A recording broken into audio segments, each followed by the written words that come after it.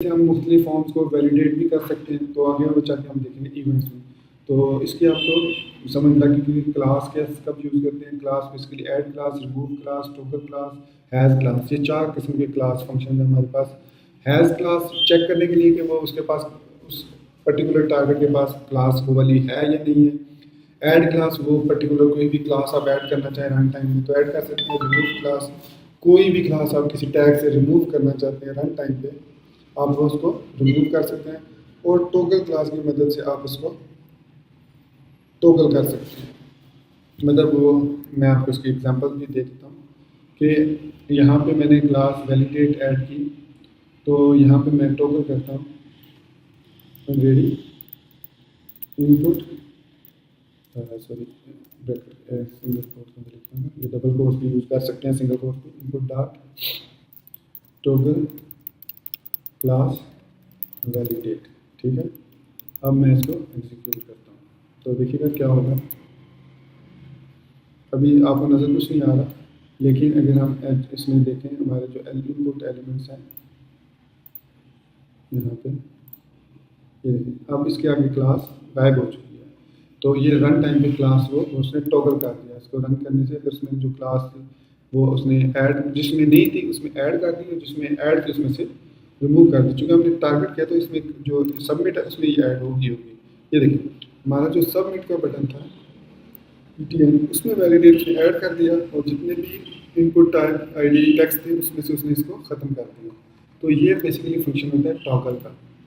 इसको आप यहाँ पे भी आप अपने इसमें चेक कर सकते हैं। इसमें पूरी आपके पास सिलेक्टर्स की क्लास होगी। ये देखें सिलेक्टर्स के बाद उसमें एट्रीब्यूट्स के लिए सिलेक्ट करना, ठीक है। फिर उसके बाद आप यहाँ पे देखें सिलेक्टर्स के अंदर एट्रीब्यूट्स के थ्रू सिलेक्ट करना। तो हम यहाँ पे एट्रीब्यूट, फिर उसके बाद आप फर्दर इसको बेसिक फ़िल्टर उसके कौन कौन से हैं देखें। इन्यूमरेटर सिलेक्टर EQ, फिर इवन देखें कॉलम इवन। तो इवन क्या होता है कि यहाँ पे इवन और CSS यहाँ पे मैं बैकग्राउंड मैं इसको एग्जीक्यूट करता हूँ तो आप ये देखें 0 इवन होता है, 1 इवन नहीं होता, 2 इवन होता है, इसके बाद 4 इवन होता है। तो 4 नहीं है तो 0 और 2 को उसने तो बैकग्राउंड कलर कर दिया। और हम यहाँ पे लिखते हैं ODD तो अब उसने 1 और 3 को 1 0 1 4 5 इसको उसने बैकग्राउंड रेड कर दिया। तो ये भी सूडो एलिमेंट होते हैं पी एड। ये मैं आई थिंक मैं फर्स्ट लास्ट ये मैं बता चुका हूँ थोड़ी देर पहले। तो ये हमारे पास आप यहाँ से भी इसको jQuery पे जाकर इनके बारे में सर्च भी कर सकते हैं। Last, LT, less than, not, odd, target. तो ये हमारे पास दो मैनिपुलेशन के तरीके हैं यहाँ पे। इसके अलावा हम इफ़ेक्ट्स लगा सकते हैं, बेसिक इफ़ेक्ट्स लगा सकते हैं। तो बेसिक में हम हाइड कर सकते हैं, शो कर सकते हैं और टॉगल कर सकते हैं। टॉगल का मतलब होता है शो, जब वो हाइड हो जाए तो हाइड हो, शो हो जाए। तो ये बेसिकली टॉगल का फंक्शन होता है। तो इसके बाद हम आगे बढ़ते हैं, हम देखते हैं ट्रैवर्सिंग। ट्रैवर्सिंग होता है कि बेसिकली काम उसका ट्रैवर्सिंग का यही है कि टारगेट करना है एलिमेंट्स को, लेकिन हम उसके लिए एक वर्ड यूज़ करते हैं फाइंड, ठीक है। अब सपोज अगर हम किसी एलिमेंट के अंदर हमें कोई पी टैग जितने हैं उन सबको टारगेट करना है तो हम सिंपल पी भी लिख के उसको टारगेट कर सकते हैं। लेकिन हम उसके लिए एक और पैरामीटर भी यूज़ करते हैं जिसके जरिए हम पर्टिकुलर एलिमेंट को फाइंड करते हैं आया वो उधर एग्जिस्ट करता है या नहीं। जैसे मैं यहाँ पे अगर लिखता हूँ $, बॉडी डॉट फाइंड पी, ठीक है। अब मैंने यहाँ पे फाइंड पी और यहाँ पे एक वेरिएबल बनाया फाउंड का इक्वल टू दिस। तो console.log में मैंने फाउंड, अगर आपको console.log का नहीं पता तो आप मेरे जावास्क्रिप्ट का ट्यूटोरियल ज़रूर देखें। उसमें मैंने एक्सप्लेन किया कि console.log एक डॉम ऑब्जेक्ट है, एक फंक्शन है जो कि आपकी कंसोल विंडो में डिस्प्ले करता है वैल्यूज़ को। तो यहाँ पे मैंने कंसोल में जाके देखा तो यहाँ पे ये देखें हमारे पास जितने पैरा 1, पैरा 2, पैरा 1 ये जितने थे वो सारे आ गए। इसमें टारगेट के लिए इसको मैं 3 करना भूल गया था तो मैं दोबारा लोड करता हूँ। तो ये देखिए इसने हमें बता दिया सारे जितने उसने फाइंड करके हमें बता दिया।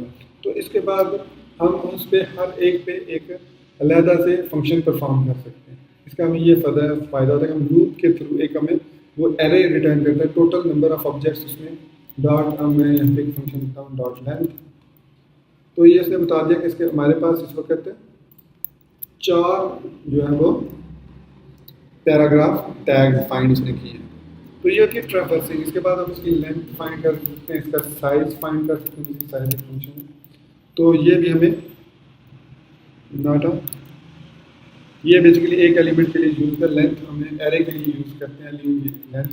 तो ये हमें इसलिए लेंथ रिटर्न कर दी थी 4, हमारे पास जो एलिमेंट्स हैं टैग के 4 है, और जो साइज़ है वो किसी एक एलिमेंट का हमें टोटल साइज़ बताता है कि कितने, मतलब यहाँ पे मैं लिखता हूँ console dot log E dot size, इसको मैं रन करता हूँ। तो आई थिंक ये यहाँ से ऐसे लिखूँगा, तो यहाँ से ये ख़त्म कर चुके हैं मैं। आई थिंक ये साइज़ जो 3.1 से है, इज़ नॉट अ फंक्शन का मतलब है कि ये not any more, it's not added any more in side 3.1, तो ये रिमूव कर दिया गया है। तो मेरे लिए लेंथ जो फंक्शन है वही इनफ है। तो यहाँ से हम लेंथ फंक्शन की मदद से वैल्यू को चेक कर सकते हैं कि उसकी लेंथ कितनी है। फिर अब इसका हमें फ़ायदा क्या, हम एक लूप चला सकते हैं for variable i is equal to 0, क्योंकि हमें पता है इंडेक्स 0 से स्टार्ट होता है। i is less than found i plus plus. तो अब हम यहाँ पे जो भी इस पर फंक्शन परफॉर्म करना चाहें, हर एक पे डिफरेंट फंक्शन परफॉर्म कर सकते हैं, और उसके अलावा हम जो भी इसमें चेंजेस करना चाहें लूप के थ्रू भी हम कर सकते हैं। तो मोस्टली ये यूज़ होता है जब हम UL और LI वगैरह यूज़ करते हैं, क्योंकि एक LI में, एक UL में मल्टीपल LI भी होते हैं और एक OL में भी मल्टीपल LI